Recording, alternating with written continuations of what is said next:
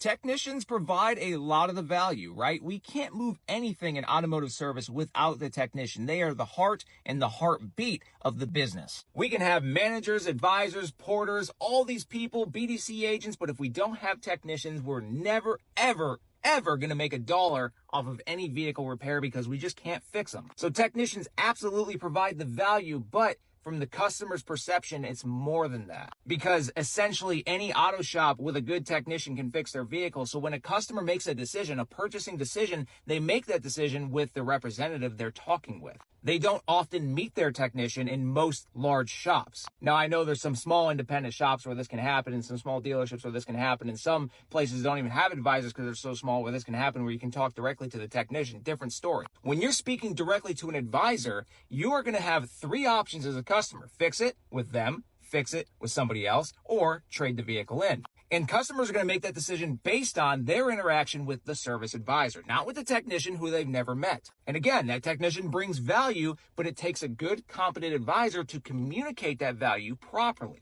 The service advisor has to provide the customer with an explanation of the quality of service that they can provide, the who, what, where, and why, the information, the education, everything that goes along with it. Be very courteous, update the customer often, and show them that they care about them and their vehicle and their safety. At that point, the customer can make a decision like, I trust you, you respect me, I have the feeling of control here, I think I'm going to do the repair with you. Because they're not going to just take Uber, Lyft, and buses for the rest of their life. They're going to fix it with you, fix it with somebody else, or trade the vehicle in. And they're going to make that decision primarily based on what their experience with their service advisor has been, and a few other people like the BDC and maybe some porters and stuff like that. They're not going to base it off of what their experience with the technician has been because they've never met that person. So really what the right answer is while the technician does provide the value,